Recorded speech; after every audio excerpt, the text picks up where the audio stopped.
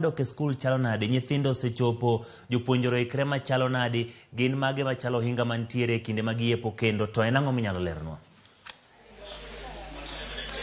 Erokamano jafwambo wadwa Emmanuel, mana kaka iwacho no, antie skund nyiri ma Maseno kama chenro mar yawo skul dhi nyime. Kama en achiel kuom sub counties mosewuothe kochakre piny Aru kawuono. Kama en sub county mar 4 ewi sub counties 7 mayudore Kisumu county ka. Kama duong' ahinya ni skunde oseyepo kendo chenro mag somo kata chenro mag dhi mbele gi weche mag somo dhi mbele. Antie skund nyiri mar Maseno kama bende adwa tudra gi japuonj maduong' ma skundni mondo ng'iswa to e skunde ka kata bedo ni etoka ka kineno nyithindo osebiro kendo jonyuol bende oriwre gi nyithindgi e chenro mag dhi mbele gi somo kata chako chenro go ayanga. Adwa nwa winje to kalure gi pach japuonj maduong' ma skundni gin chenro mage mag iseketo mar neno ni chenro ni odhi mbele kaka onego bed ni odhi. Japuonj, erokamano kuom biro Ramogi TV. Nyiswa nyingi ting'iswa to chenro mage ma useketo mondo une ni chenro mag skul odhi kare. Erokamano ahinya. Nyinga en Helena Kinyi Oginga. I'm the head teacher, Maseno Girls Boarding Primary. Wadwa gone Nyasaye erokamano because kawuono waneno ka nyithindo oseduogo e skul kaka nonego bed ni giduogo. Kendo waneno ka the number moseduogo is just a good number, which means we are good to go and we are ready to start teaching. But the only challenge ma wan go ni jonyuol moko pod ni Nairobi to kendo gi complain ni means of transport is a problem.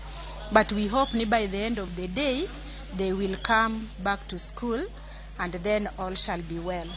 As Maseno girls, normally we have the girls reporting on the very day.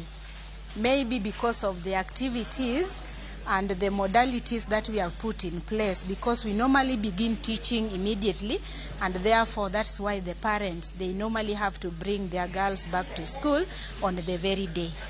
So that is why they had to come.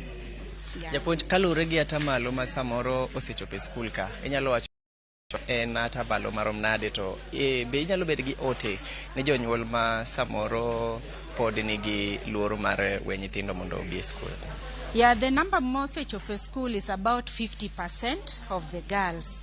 But I also want to encourage the parents, those who are still at home and those who are still having their children at home, they bring the children to school so that learning begins.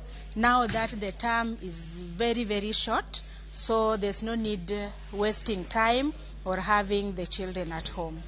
So they should just bring them back to school.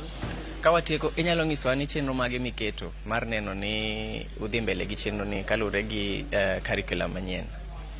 Now, kalure gi curriculum manyien, one of our main strategies is time management. Because we know time when wasted, it is money and it counts. Each and every pod wadwa wuothe skunde mopogre opogre mondo wane chal mar chenro ni, and then bang'e kanyo wabro kelo ni weche mang'eny kalure gi yore wa make weche manyien. Kamano Emmanuel.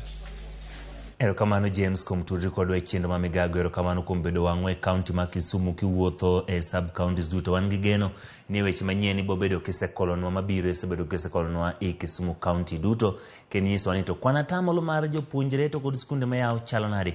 Omiyo erokamano. Nyakoro mga jwang' kawadhi nyime obila e kaunti ma Homa Bay omako achij